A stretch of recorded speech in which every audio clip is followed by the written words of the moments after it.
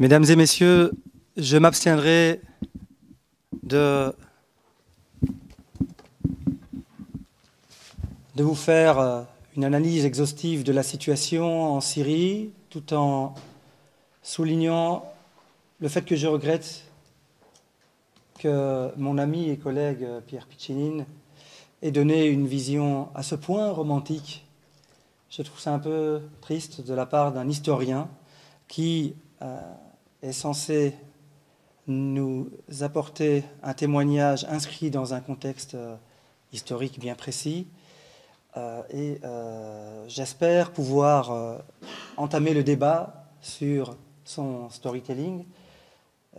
Sans plus attendre, je vais vous donner quelques pistes sur le terrorisme qui sévit en Syrie. Le terrorisme est une réalité mondiale, une réalité qui touche tous les continents, une réalité que les chancelleries occidentales se refusent à voir quand il s'agit de la Syrie. Je regrette encore que M.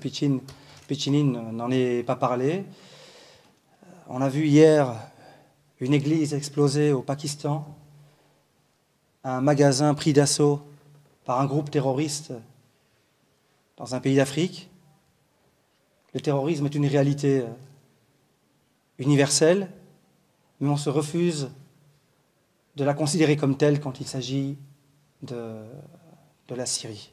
À ce sujet, en tant qu'Institut international pour l'appel à la justice et les droits de l'homme, nous avons commencé à monitorer cette réalité qui existe déjà depuis 30 mois au moins, depuis le début du conflit en Syrie.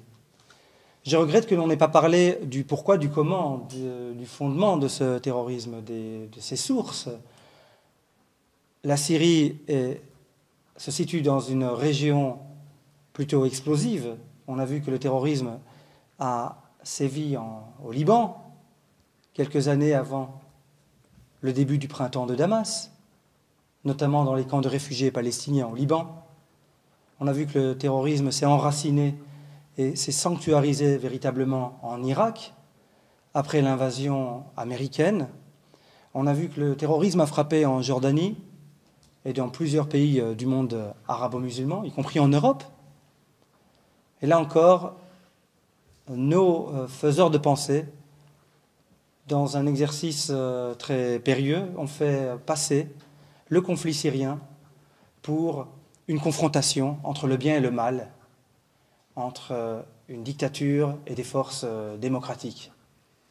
Je suis originaire de la frontière turco-syrienne, donc je suis d'ascendance syrienne également, et par ailleurs alaouite, et je peux vous dire que cette situation de rejet d'une partie de la communauté de la Syrie et ce discours de haine est une constante en Syrie, et qu'il a fallu maintenant attendre 2010, voire 2011, pour que ce discours de haine, ce discours takfiri, ait le vent en poupe et se permette de massacrer la population.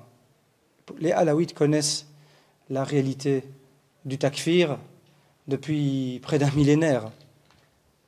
Je regrette que jamais les analystes, les experts ne font le lien entre l'histoire du takfirisme syrien, qui est vieux, qui est ancien, et la réalité actuelle.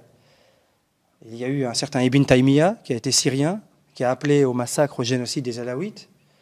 On voit qu'il y a une incidence de ce discours dans le conflit actuel, mais les experts faisant ce lien sont extrêmement rares.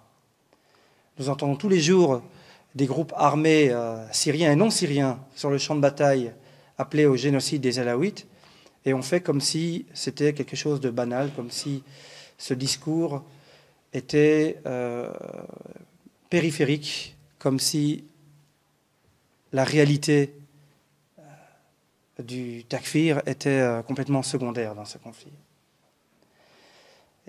Il est triste de voir surtout que les experts, les faiseurs de pensée, les faiseurs d'opinion de l'Occident tablent sur un pseudo-complot alawite en parlant du régime syrien. Alors que vous savez, comme moi, que le régime syrien est multiconfessionnel, c'est un régime laïque. Vous savez par exemple que l'armée syrienne est dirigée par un sunnite, que le renseignement syrien est dirigé par un sunnite, M. Ali Mamlouk. Pour ce qui est de l'armée syrienne, c'est M. Fahd el-Freij. Il n'est pas alawite, il est sunnite. La direction du parti Baas est composée de sunnites. Le clergé syrien, reconnu comme tel et subsidié par l'État, est un clergé sunnite d'obédience hanéfite. Pourtant, nos médias font passer l'État syrien pour un État confessionnel, alors que vous avez dans le voisinage tout proche de la Syrie des régimes purement confessionnels comme le régime saoudien, le régime qatari, la dynastie du Bahreïn, qui est 100% wahhabite. Mais ce label confessionnaliste n'est jamais utilisé dans leur cas. Pensez à la dynastie Al-Thani, à la dynastie Al-Nahyan, à la dynastie Ben Khalifa. On ne nous parle jamais en termes de pouvoir confessionnel. Or, le régime syrien est bien le régime le plus multiconfessionnel de tout le monde arabo-musulman. Alors, autre théorie que l'on essaie de nous faire avaler, il s'agit de cette théorie selon laquelle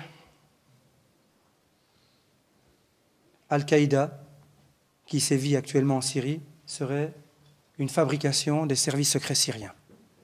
Je ne sais pas si vous avez entendu les dernières sorties de M. Bernard-Henri Lévy, de M. Glucksmann, d'Ignace Le Verrier, Vladimir Glassman. Ils n'ont cesse de dire que le régime syrien est confessionnel et que les forces takfiri sont une manipulation du régime syrien. Pourtant, vous savez comme moi que, pour ceux qui connaissent la région, que Al-Qaïda a été utilisé dans le conflit en Afghanistan. On a utilisé Al-Qaïda, en tout cas les États-Unis ont instrumentalisé Al-Qaïda en Yougoslavie. Ils l'ont instrumentalisé en Algérie. Et paf, dans le cas syrien, ce serait une fabrication maison du gouvernement de Damas.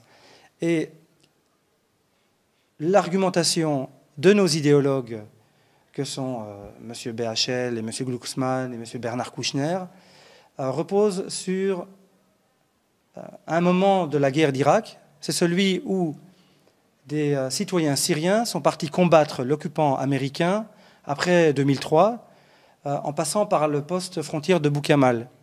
À l'époque, la tribu des Chammar, qui est une grande tribu saoudienne, mais qui a aussi des connexions avec l'Irak, la Jordanie et la Syrie notamment. Cette tribu était victime des bombardements américains. En réaction à la terreur états-unienne, il y a eu effectivement des Syriens qui sont partis se battre en Irak contre les troupes américaines. Vous savez comme moi qu'Al-Qaïda en Irak tue quotidiennement des citoyens syriens des citoyens irakiens sur base confessionnelle. Il massacre des chiites, il place des bombes dans des mosquées, dans des processions religieuses, sur des places de marché. Donc je ne vois pas comment et pourquoi le régime syrien instrumentaliserait un groupe terroriste qui s'attaque à ses propres intérêts, puisque le régime irakien, le gouvernement de Bagdad, est allié du gouvernement de Damas. Donc on voit là, à travers cet exemple, que nos idéologues, que sont Bernard-Henri Lévy, Glucksmann et compagnie, font appel à une certaine théorie du complot. Ils recourent à la théorie du complot, alors que dans les médias, c'est nous qui passons pour les complotistes. Tous ceux qui aujourd'hui plaident pour la paix et la réconciliation en Syrie sont taxés de complotistes. Parce que défendre la paix, c'est défendre la légitimité en quelque sorte du gouvernement de Damas, et c'est défendre sa pérennité. Or, ce que nous disons en tant que pacifistes, c'est que le conflit syrien a atteint un sommet d'horreur et de barbarie, et que la chose la plus progressiste et humaniste qui reste à faire, c'est de faire appel aux gens de bonne volonté qui se trouvent dans les deux camps, de s'asseoir à la table des négociations, de prôner la réconciliation et de reconstruire ce pays main dans la main. Ce message des pacifistes n'a rien de surréaliste parce que sur le terrain, on en parle très peu, mais sur le terrain, il y a une série d'initiatives qui sont prises par les deux camps, notamment par des dignitaires religieux, qui servent d'intercesseurs, de médiateurs pour libérer des otages qui sont séquestrés, qui sont capturés par les deux camps. Il y a par exemple le ministère de la Réconciliation qui a été mis sur pied il y a 1 an et demi déjà, qui est dirigé par un ministre qui a été dans l'opposition, qui s'appelle M. Ali Haïdar, et qui traite de divers cas, et notamment des disparus du fait des services secrets syriens. 40% des dossiers traités par le ministère de la Réconciliation concernent des enlèvements organisés par les services secrets. C'est pour vous dire, je donne cet exemple, pour vous dire en fait qu'il y a, y compris au sein du régime syrien, des gens de bonne volonté, des humanistes, des démocrates, qui veulent que cessent les fusions de sang et qui dénoncent les exactions commises par leur propre camp. Je pense également à une série d'initiatives prises à Zabadani et à Tal-Kalar. Il y a eu des rapprochements entre les belligérants. Il y a eu des chefs de Katiba qui ont rencontré ce ministère de la Réconciliation et donc le commandement militaire syrien, de l'armée arabe syrienne. Et ils se sont mis d'accord à certains endroits de cesser les hostilités, de ranger, d'enterrer la hache de guerre et de retourner au travail. À Zabadani, par exemple, c'est la population elle-même qui a demandé à ce que les chefs de Katiba cessent les hostilités. Ce sont des initiatives locales, ponctuelles, qui ne sont pas toujours respectées par les deux parties, mais elles existent. Elles sont méconnues, elles sont méprisées, elles sont ignorées par l'immense majorité de l'opinion publique internationale, et pour cause. Il semblerait que les chancelleries occidentales, donc en particulier Paris et Washington, ils ne veulent pas entendre parler de paix et de réconciliation en Syrie. Alors, je profite de cette tribune pour vous dire que l'espoir existe en Syrie, même si cet espoir est limité, même s'il est encore illusoire, ou même s'il est encore à construire. J'espère que nous tous ici contribuerons à ce que la Syrie pense ses plaies, se réconcilie et se reconstruise. Parce qu'on ne peut plus continuer ainsi. Cette guerre fait des ravages dans les deux camps. Il n'y aura pas de vainqueur. M. Qadri Jamil l'a répété récemment dans un journal britannique, dans le Guardian, je pense. Il faut redynamiser les pourparlers, notamment la conférence de Genève 2. Je pense que sans l'appui que nous, pacifistes européens, pouvons donner à cette voie de la paix, il sera très difficile de la construire parce que la Syrie est devenue un conflit planétaire. Nous avons un rôle central et pour cela nous devons nous accrocher, même si les idéologues de Paris, les idéologues de l'Élysée, comme BHL, comme Glucksmann et comme Kouchner, continuent à nous criminaliser. Pour ceux qui n'ont pas suivi, je citerai un exemple. M. BHL a traité les pacifistes français de gens malades. On serait atteint d'une maladie honteuse. il nous a traités de criminels. Et il a accusé M. Hollande, après s'être dégonflé, après avoir décidé de ne pas intervenir militairement, de faire le lit des pacifistes, comme si nous étions atteints d'une maladie grave, comme si nous étions des barbares, comme si nous étions des amis d'une dictature. Nous, pacifistes, nous ne voulons qu'une chose, c'est que ce conflit finisse et que la Syrie puisse se reconstruire